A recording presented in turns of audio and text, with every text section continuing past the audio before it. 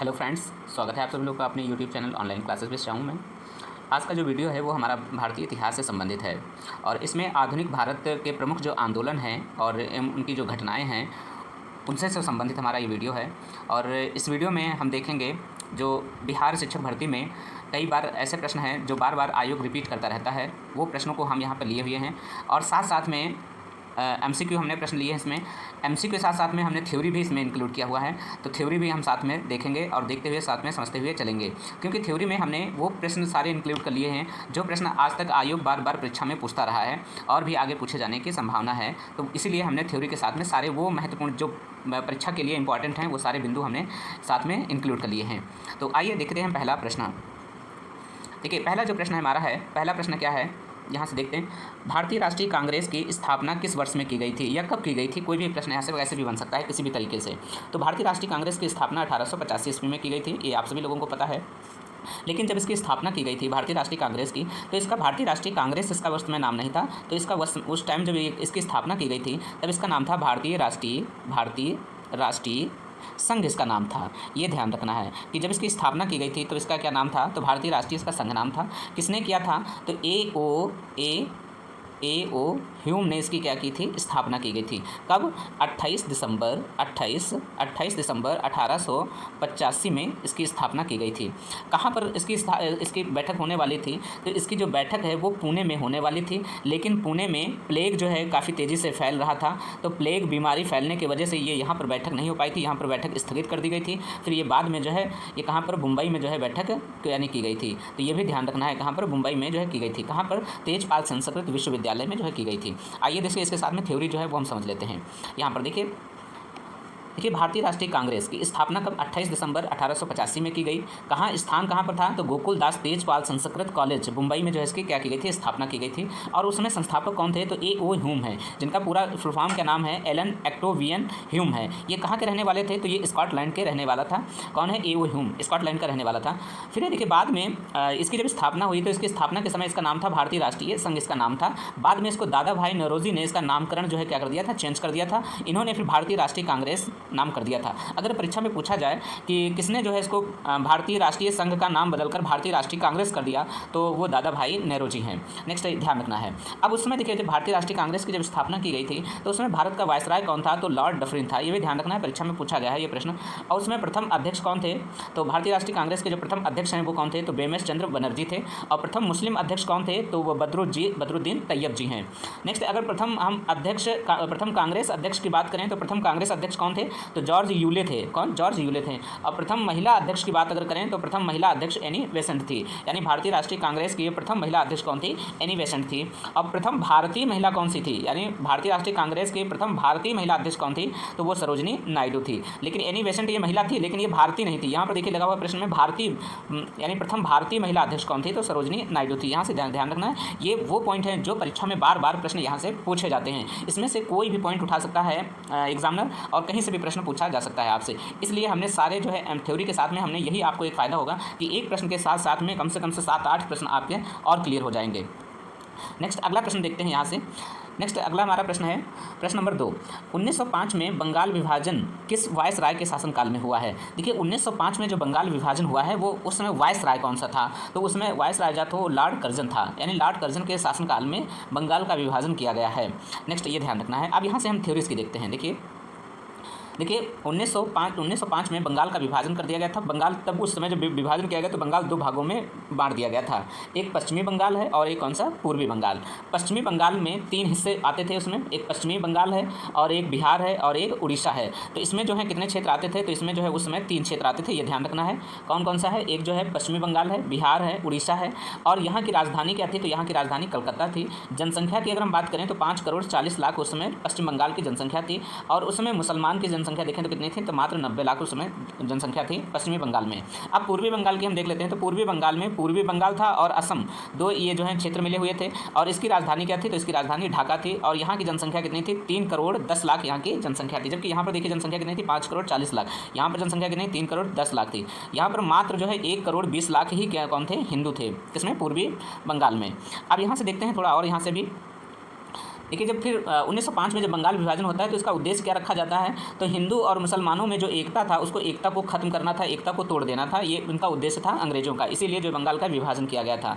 उस समय जब बंगाल का विभाजन किया गया है तो भारत का वायसराय कौन था, तो उस समय भारत का वायसराय लॉर्ड कर्जन था। ये भी ध्यान रखना है, परीक्षा में पूछा गया कि बंगाल विभाजन के समय भारत का वायसराय कौन सा था, तो लॉर्ड कर्जन था। नेक्स्ट इसे कब किया गया था, तो 16 अक्टूबर 1905 को बंगाल विभाजन किया गया है। ये पूरी डेट है, ध्यान रखना है कब, 16 अक्टूबर 1905 को। नेक्स्ट है देखिए 16 अक्टूबर 1905 को बंगाल विभाजन लागू होते ही संपूर्ण देश में रोष एवं विरोध की लहर जो है क्या हो गई थी, फैल गई थी। जब जैसे ही यानी बंगाल विभाजन हुआ तो वैसे संपूर्ण देश में काफ़ी लोग गुस्से में हो गए और 16 अक्टूबर 1905 को इसे शोक दिवस के रूप में मनाया गया था। कब, जब बंगाल का विभाजन हुआ तो इसीलिए 16 अक्टूबर 1905 को शोक दिवस के रूप में मनाया गया था। लेकिन बाद में रविंद्रनाथ टैगोर के आह्वान पर 16 अक्टूबर 1905 को इसे रक्षाबंधन दिवस के रूप में मनाया गया और सब एक दूसरे के हाथों पर राखी भी बांधी थी। यानी हिंदू मुसलमान के हाथ कलाई पर राखी बांधी थी और मुसलमान हिंदुओं की कलाई पर जो है राखी बांधी थी। इससे कि अंग्रेजों को ये संदेश जाए कि आपने बंगाल का विभाजन कर दिया लेकिन फिर भी हम लोग जो है आपस में नहीं टूटे हुए, हम एक दूसरे के देखिए भाईचारे का एक रिश्ता हमारा बना हुआ है। नेक्स्ट है फिर उसके बाद में देखते हैं बंगाल विभाजन के अवसर पर ही रविंद्रनाथ टैगोर ने प्रसिद्ध गीत एक लिखा था, कौन सा, अमार सुनार बांग्ला, ये लिखा था और यह गीत उस समय बांग्लादेश का वर्तमान में जो है बांग्लादेश का क्या है, राष्ट्रीय गान है, कौन, अमार सुनार। नेक्स्ट अगला प्रश्न देखते हैं यहाँ से, प्रश्न नंबर 3, मुस्लिम लीग की स्थापना कब की गई थी, तो मुस्लिम लीग की स्थापना यहाँ से देखिए मुस्लिम लीग की स्थापना 1906 में की गई थी, ये ध्यान रखना है। आंसर नंबर डी यहाँ से करेक्ट सही है।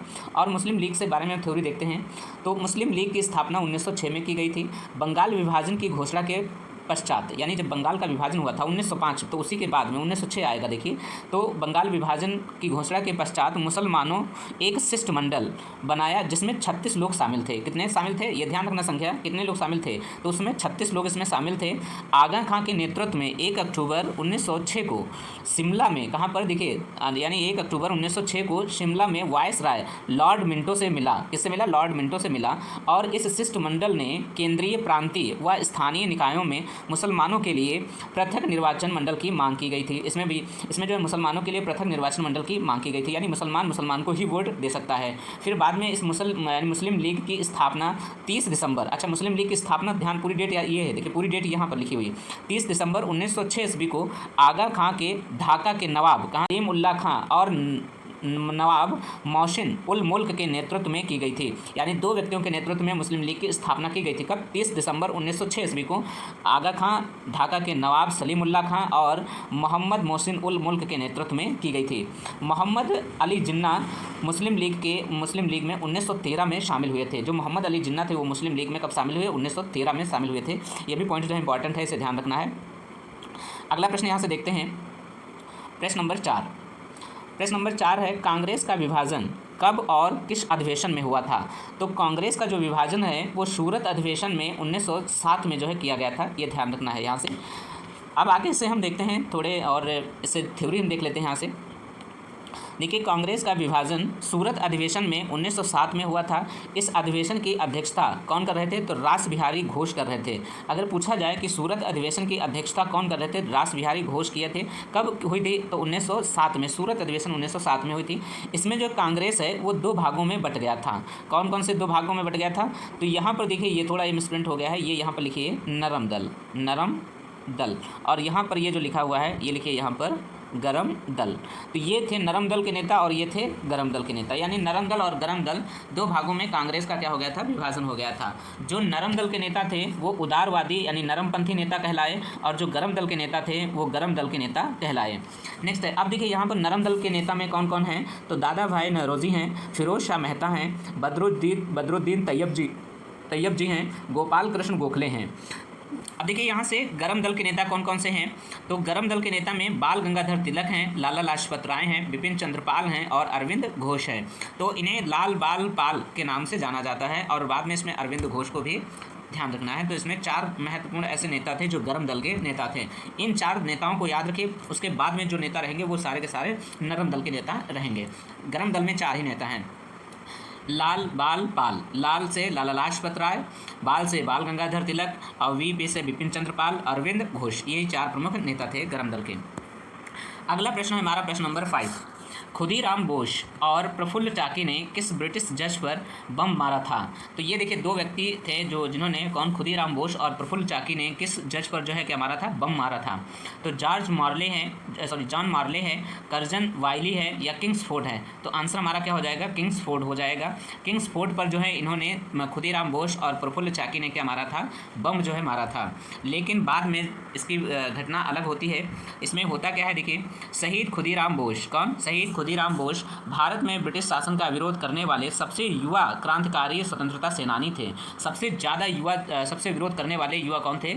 शहीद खुदीराम बोस थे, जो क्रांतिकारी स्वतंत्रता के सेनानी के रूप में जाने जाते थे, जिनका जन्म जो है 3 दिसंबर 1889 ईस्वी को पश्चिम बंगाल के मिदनापुर जिले में हुआ था। देखिए पश्चिम बंगाल में एक जिला है, कौन सा? मिदनापुर जिले में इनका जन्म हुआ था। और 30 अप्रैल 1908 को खुदीराम बोस और प्रफुल्ल चाकी ने, ये दोनों लोगों ने बिहार के मुजफ्फरपुर जिले के जो न्यायाधीश थे D.H. किंग्सफोर्ड पर बम फेंका था। लेकिन किंग्सफोर्ड जो है बच गया था। किंग्सफोर्ड उस समय बम तो फेंके थे, लेकिन किंग्सफोर्ड क्या हो गया था? बच गया था। और प्रफुल्ल चाकी ने आत्महत्या कर ली थी। उसके बाद में जब वो किंग्सफोर्ड जो बच गया था, उसके बाद में जो प्रफुल्ल चाकी थे वो उन्होंने क्या कर ली थी? आत्महत्या कर ली। और खुदीराम बोस को मुजफ्फरपुर जेल में भेजा गया था, जिसे मुजफ्फरपुर षड्यंत्र के रूप में जाना जाता है।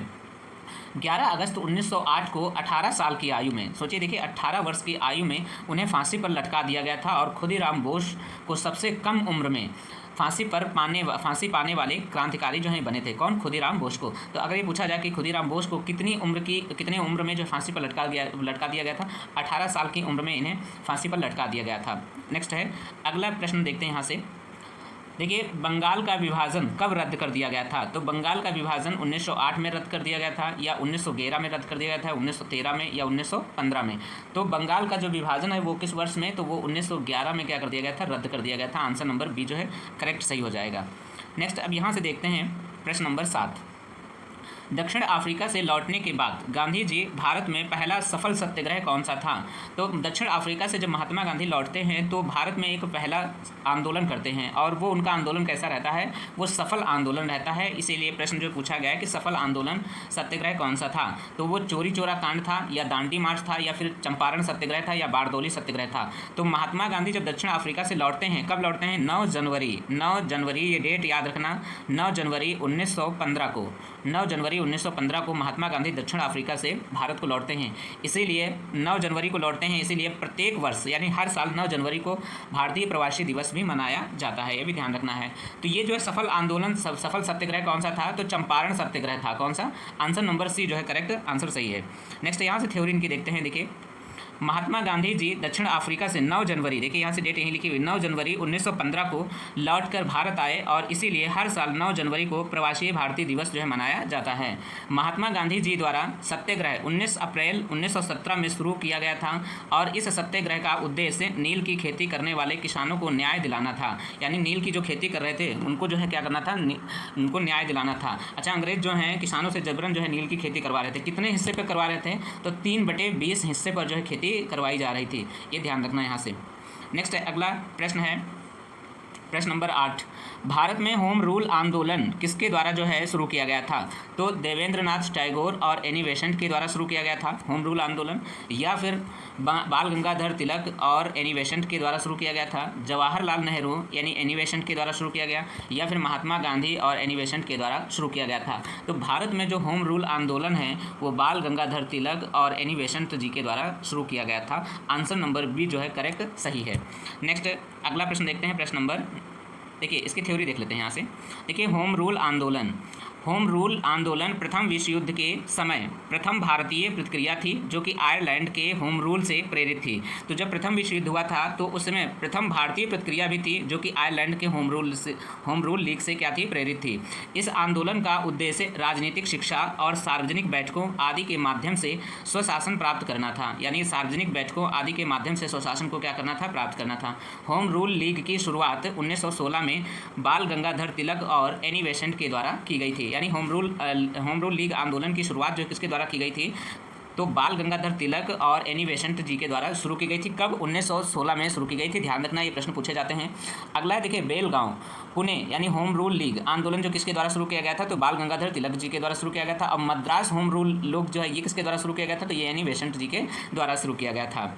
नेक्स्ट है अगला यहाँ से प्रश्न देखते हैं, प्रश्न नंबर है 9। प्रश्न नंबर है काला कानून के नाम से प्रसिद्ध एक्ट कौन सा है? तो काला कानून के नाम से प्रसिद्ध कौन सा? जलियांवाला बाग हत्याकांड है, या चोरी चोरा घटना है, या भारत छोड़ो आंदोलन है, या रॉलेट एक्ट है? तो काला कानून के नाम से रॉलेट एक्ट है, इसे ध्यान रखना है। कब है? रॉलेट एक्ट है, इसे ही काला कानून के नाम से जाना जाता है। अच्छा, एक चीज़ है, आप हमें कमेंट में बताइए, जलियांवाला बाग हत्याकांड कब हुआ था और चोरी चोरा घटना कब हुई थी? भारत छोड़ो आंदोलन ये किस तिथि को प्रारंभ हुआ था? ये आप हमें 3 प्रश्न जो है कमेंट में बताइए। नेक्स्ट है, अगला हम समझते हैं, देखिए यहाँ से इसकी थ्योरी।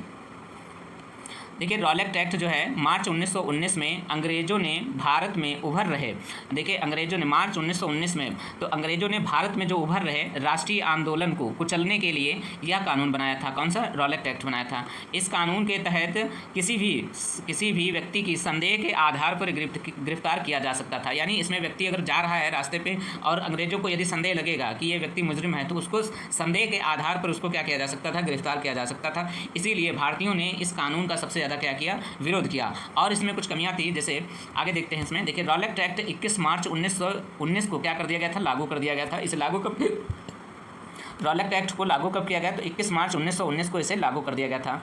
रॉलेट एक्ट का आंशिक नाम जो है अराजकता और क्रांतिकारी अपराध और अधिनियम रखा गया था इसे। इस एक्ट के बिना अपील, बिना वकील और बिना दलील का कानून भी कहा गया था। जब इसमें आपको गिरफ्तार कर लिया जाता था, संदेह के आधार पर जब आपको गिरफ्तार कर लिया जाएगा, तो ना तो आप इसमें अपील कर सकते थे, ना तो आप इसमें वकील कर सकते थे, और ना ही आप इसमें अपनी दलील दे सकते थे। इसीलिए इस कानून को बिना अपील, बिना वकील और बिना दलील का कानून कहा गया। नेक्स्ट है, इसी कानून के तहत 10 अप्रैल 1919 को पंजाब के 2 लोकप्रिय नेता, यानी पंजाब के 2 लोकप्रिय नेता कौन? डॉक्टर सत्यपाल और सैफुद्दीन किचलू को पुलिस ने गिरफ्तार कर लिया था। और इसी के जब गिरफ्तार कर लिया गया था, तो इन्हीं की गिरफ्तारी में जो है भारत की जनता जो क्या करने लगी थी? विरोध करने लगी थी। इस एक्ट का सबसे ज़्यादा जो है विरोध होने लगा था। नेक्स्ट अगला प्रश्न देखते हैं। अगला प्रश्न देखिए उसी से रिलेटेड है। देखिए जलियांवाला बाग हत्याकांड किस दिन ये घटित हुआ था? तो जलियांवाला बाग हत्याकांड 13 अप्रैल 1919 है, 13 मार्च 1919 है, 19 अप्रैल 1919 है, 19 मार्च 1919 है। तो जलियांवाला बाग जो हत्याकांड है वो 13 अप्रैल 1919 है। आंसर नंबर ए जो है करेक्ट सही है। नेक्स्ट है, अब यहाँ से देखिए जलियांवाला बाग हत्याकांड की पूरी घटना हम देख लेते हैं। यहाँ से देखिए जलियांवाला बाग हत्याकांड 13 अप्रैल 1919 को वैशाखी के दिन हुआ था। अगर दिन पूछा जाए कौन सा था, तो वैशाखी का दिन था, ये ध्यान रखना है। रॉलेट एक्ट के तहत पंजाब में 2 लोकप्रिय नेताओं डॉक्टर सत्यपाल और सैफुद्दीन किचलू को पुलिस ने गिरफ्तार कर लिया था। और इन नेताओं की गिरफ्तारी के बाद जनता में आक्रोश तेज हो गया और रॉलेट एक्ट के विरोध में पंजाब के अमृतसर के जलियांवाला बाग में एक सभा बुलाई गई थी, और जहाँ पर शांतिपूर्ण विरोध कर रहे लोगों पर जनरल डायर ने धुआंधार गोलियां चलवा दी। जनरल डायर ने भैया कैसी धुआंधार गोली चलवा दी थी, जिसके परिणाम स्वरूप उस समय 1500 लोग जो है मारे गए थे। लेकिन सरकारी रिपोर्ट के अनुसार जो है 379 लोग ही जो है मारे गए थे, लेकिन कांग्रेस समिति के अनुसार 1000 लोग मारे गए थे। जलियांवाला बाग हत्याकांड के समय वायसराय कौन था? तो उस समय भारत का, यानी जब जलियांवाला बाग हत्याकांड हुआ है तो उस समय भारत का वायसराय कौन था? तो लॉर्ड चैम्सफोर्ड था, ये भी ध्यान रखना है। नेक्स्ट है, इस घटना की जाँच के लिए हंटर कमीशन को नियुक्त किया गया था। यानी जलियांवाला बाग जो हत्याकांड हुई थी, तो इसकी जांच के लिए कौन सा कमीशन नियुक्त किया गया था? हंटर कमीशन को नियुक्त किया गया था। इस सभा की मुख्य बिहेरी हंसराज नामक भारतीयों ने की थी, और डायर का भी सहयोग किया था। नेक्स्ट है, अगला यहाँ से प्रश्न नंबर देखते हैं, प्रश्न नंबर 11। और प्रश्न नंबर 11 है, देखिए यहाँ से, खिलाफत आंदोलन के संस्थापक कौन हैं? तो खिलाफत आंदोलन के संस्थापक मोतीलाल नेहरू हैं, चित्तरंजन दास हैं, अली बंधु हैं, सुरेंद्र नाथ बनर्जी हैं। तो कौन है? तो खिलाफत आंदोलन के संस्थापक अली बंधु हैं, ये ध्यान रखना है। तो यहाँ से प्रश्न ये पूछे जाते हैं। अब इसकी थोड़ी हम थ्योरी देखते हैं यहाँ से। नेक्स्ट है, देखिए खिलाफत आंदोलन तुर्की के खलीफा के पद के समर्थन में अंग्रेज़ों ने, जो तुर्की के खलीफा थे उनके समर्थकों में अंग्रेज़ों के खिलाफ आंदोलन था। और उस समय तुर्की के खलीफा को तुर्की के जो खलीफा थे, तुर्की के खलीफा को विश्व के सारे मुसलमानों को धार्मिक गुरु माना जाता था। लेकिन उनके ऊपर जो है अंग्रेज़ों का बुरा व्यवहार किया जा रहा था। भैया अंग्रेज़ों का भी उन पर भी बुरा व्यवहार जो है किया जा रहा था। इस बुरे व्यवहार को लेकर के भारत में मुसलमानों ने अंग्रेज़ों के विरुद्ध जो है खिलाफत आंदोलन क्या कर दिया? शुरू कर दिया था। लेकिन खिलाफत आंदोलन की शुरुआत अली बंधु, शौकत अली और मोहम्मद अली द्वारा 1919 में की गई थी। बाद में इसका नेतृत्व जो है गांधी जी द्वारा किया गया था, क्योंकि गांधी जी भी मुसलमानों को भी अंग्रेज़ों के विरुद्ध राष्ट्रीय आंदोलन में जोड़ना चाहते थे, क्योंकि महात्मा गांधी भी चाहते थे कि मुसलमान भी हमारे आंदोलन में जुड़ें और इसके सहभागी जो हैं बने। नेक्स्ट अगला प्रश्न यहाँ से देखते हैं, प्रश्न नंबर 12। प्रश्न नंबर 12 है, असहयोग आंदोलन कब शुरू किया गया था? तो असहयोग आंदोलन अगस्त 1920 में शुरू किया गया था, मार्च 1926 में, या मई 1929 में, सितंबर 1922 में। तो असहयोग आंदोलन जो है अगस्त 1920 में क्या किया गया था, शुरू किया गया था, इसे ध्यान रखना है। नेक्स्ट अगला यहाँ से इसकी थ्योरी हम देख लेते हैं। देखिए, असहयोग आंदोलन की शुरुआत महात्मा गांधी जी के द्वारा नेतृत्व में अगस्त 1920 में की गई थी और यह आंदोलन अहिंसक होना था, जिसमें भारतीयों को अपने किताबों उपाधियों का त्याग करना था और सरकारी सेवा, विदेश सम्मान और चुनावों का बहिष्कार करके अंग्रेजी सत्ता का विरोध करना था। गांधी जी ने अपनी केसर ए हिंद की उपाधि त्याग दी थी। तो अगर पूछा जाए केसर ए हिंद की उपाधि महात्मा गांधी जी ने किस आंदोलन में त्याग दी थी, तो असहयोग आंदोलन में उन्होंने केसर ए हिंद की उपाधि को त्याग दिया था। तो आज की वीडियो हम यहीं तक रखते हैं, बाकी के क्वेश्चंस हैं वो हम नेक्स्ट वीडियो में कवर करेंगे। बाकी आप बताइए वीडियो कैसी आप सभी लोगों को लगी। वीडियो यदि अच्छा लगा है तो वीडियो को लाइक कर दीजिएगा और चैनल पे पहली बार आए हुए हैं तो चैनल को सब्सक्राइब जरूर कर लीजिएगा, जिससे हम वीडियो अपलोड करें तो सबसे पहले आपको नोटिफिकेशन प्राप्त हो सके। और वीडियो के लिंक को अपने मित्रों के पास जरूर शेयर कर दीजिएगा। आप सभी लोग अगर सपोर्ट नहीं करेंगे तो मैं आगे नहीं बढ़ पाऊँगा, इसलिए आप सभी लोग कृपया करके आप सभी लोग जो हैं सपोर्ट ज़रूर करें। मिलते हैं नेक्स्ट वीडियो में, तब तक के लिए जय हिंद।